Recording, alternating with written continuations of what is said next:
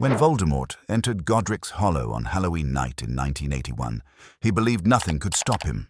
He had crafted protections against death through Horcruxes, commanded the most feared wizards in Britain, and saw himself as untouchable. What he could not comprehend was that magic older and stronger than his ambition was already waiting for him in Harry's nursery, Lily Potter's sacrifice. When Lily refused to step aside, Voldemort interpreted it as foolishness. In reality, her decision invoked ancient magic embedded deep in wizarding law, selfless sacrifice. By choosing death to protect her child, she created a protective charm that made Harry untouchable to Voldemort's killing curse. When the green flash rebounded, it destroyed Voldemort's body and left Harry alive with only a scar. This was not just a single failed curse, but the foundation of Voldemort's defeat. His rejection of love as weakness blinded him to its true power. He never studied it, never respected it, and so never recognized how it reshaped his fate. While he pursued domination through fear, Harry carried the mark of a protection Voldemort could neither break nor understand. From that night on, Voldemort was already living on borrowed time. Voldemort's second great mistake was the way he pursued immortality. Splitting the soul to create a Horcrux was already one of the darkest magical acts in existence, requiring murder to tear the spirit apart.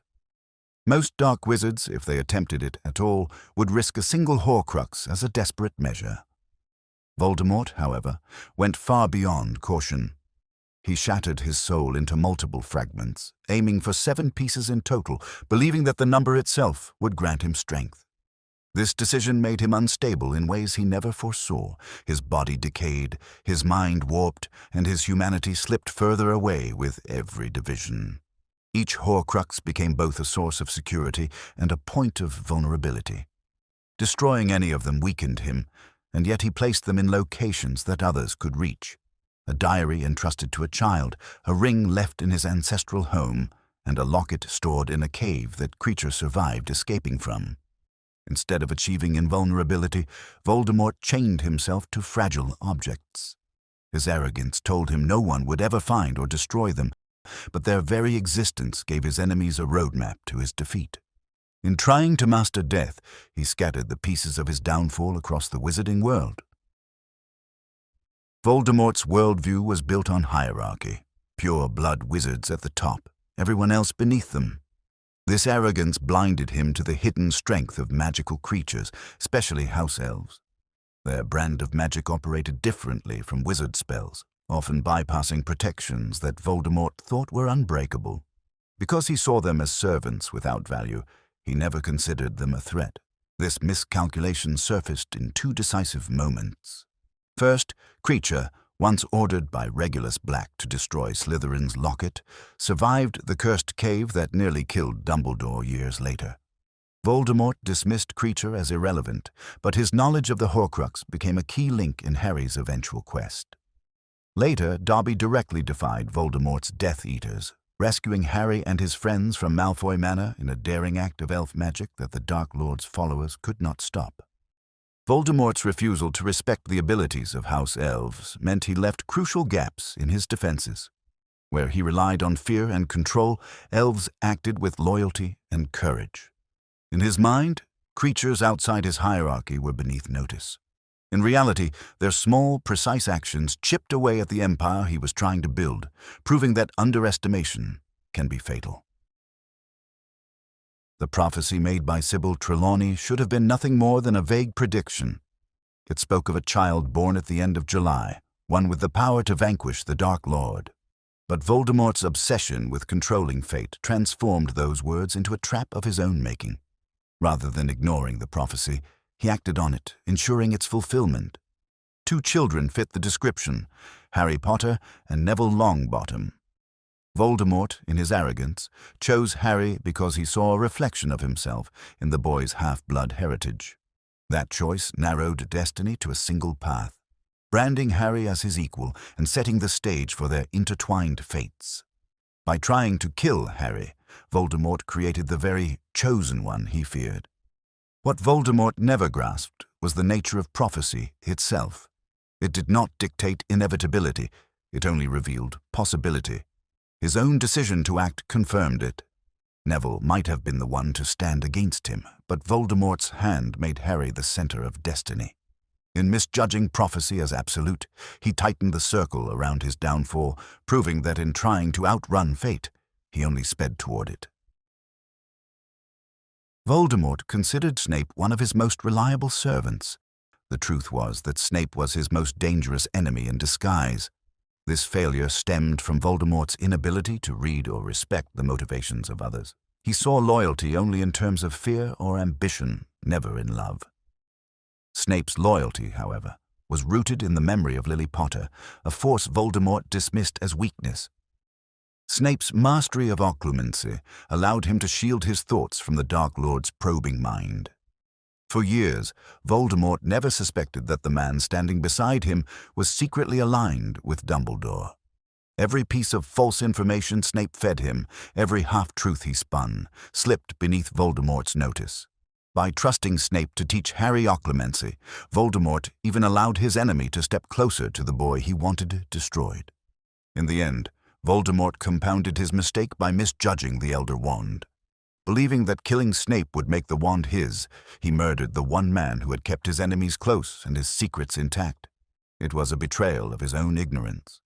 Snape's true allegiance emerged only after death, his memories revealing that Harry's survival depended on choices Voldemort never understood. In placing his faith in Snape, Voldemort ensured that one of the sharpest knives at his side was always pointed at his own back, waiting for the moment to strike deeper. The Elder Wand, one of the 3 Deathly Hallows, was said to be unbeatable. To Voldemort, it represented the final weapon that would secure his dominance. Yet his misunderstanding of wand lore made his pursuit of it another fatal mistake. He believed that possession alone, or worse, killing the wand's previous master, would bind its allegiance to him. This was a shallow reading of deep magical tradition and ignored centuries of subtle wand lore.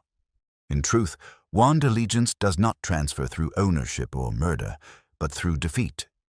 When Draco Malfoy disarmed Dumbledore at the Astronomy Tower, the wand's loyalty shifted to Draco. Voldemort never considered this possibility. Convinced that Snape's killing of Dumbledore had made Snape the wand's master, Voldemort turned on his most loyal follower.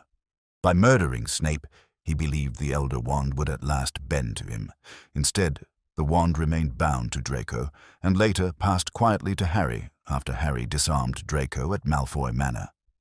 This single miscalculation unraveled everything in the final battle.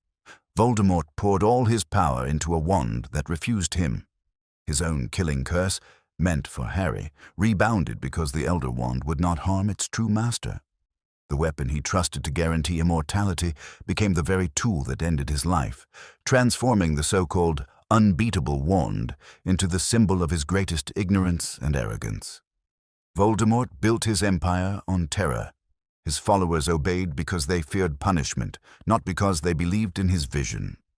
Fear can command immediate results, but it cannot sustain loyalty when the balance of power shifts.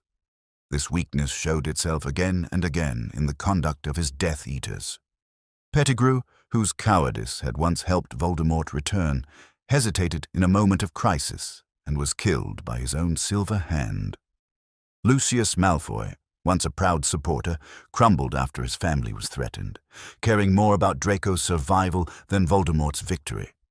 Even Bellatrix, his most fanatical servant, served out of obsession rather than true trust. Each follower acted out of self-preservation, not commitment, and in the heat of battle this meant betrayal, hesitation, or failure. By contrast, Harry inspired real loyalty. His friends followed him not because they feared him, but because they loved and respected him. The difference became most visible at Hogwarts, where students, teachers, and even parents rallied to defend the castle despite overwhelming odds. Voldemort never understood that devotion born of trust is stronger than obedience born of fear.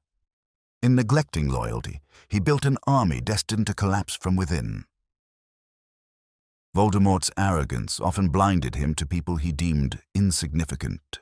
Time and again, those he overlooked became decisive in bringing about his downfall. He believed strength lay only with powerful wizards and pure-blood families, dismissing anyone who did not fit his narrow vision. That blindness left fatal gaps in his strategy. Neville Longbottom was the clearest example. Considered clumsy and weak, Neville was barely worth Voldemort's notice. Yet when the moment came, Neville drew the sword of Gryffindor from the sorting hat and destroyed Nagini, Voldemort's final Horcrux. This act stripped Voldemort of his last protection, making him mortal once again. The same pattern repeated at Hogwarts. Students he ignored, those he thought powerless, formed Dumbledore's army, training in secret and resisting his control over the school. These unimportant fighters disrupted his regime from within and gave Harry the support he needed when it mattered most. By overlooking individuals who lacked prestige or reputation, Voldemort created blind spots that became lethal openings. He never imagined that the final stroke against him would come not from a legendary aura or a seasoned wizard, but from the very student he had dismissed as irrelevant. Voldemort's quest for immortality required him to strip away every trace of his own humanity. He severed ties to family, shunned friendship, and treated compassion as weakness. By cutting himself off from human experience, he also cut himself off from the ability to understand the choices of others. This blindness made him predictable in ways he never recognized. He could not fathom why Lily Potter would choose death to save her son, or why Harry would walk willingly into the Forbidden Forest to meet his fate. Sacrifice, love, and mercy were concepts outside his comprehension, so he dismissed them as irrelevant. Yet those very traits gave his enemies strength. Harry survived again and again because others stood beside him out of loyalty and love, a form of power Voldemort never anticipated. Even his Horcruxes reflected this failure. By fragmenting his soul, he lost the qualities that tied him to humanity. His voice became inhuman, his body snake-like, his spirit increasingly unstable. In trying to become more than human, he became less than human, unable to grasp what truly moved the people around him. It was this void, this failure to understand humanity, that ensured he could never predict or overcome the forces that finally defeated him. In the last moments of the Battle of Hogwarts, Voldemort still believed victory was his. He stood armed with the Elder Wand, convinced it would make him invincible. Yet his obsession with power and his refusal to grasp the subtleties of wand lore left him blind.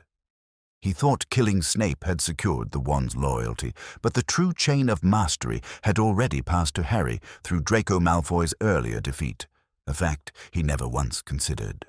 As Voldemort faced Harry in the Great Hall, he poured everything into a killing curse, certain that Harry's shield spell could not withstand it.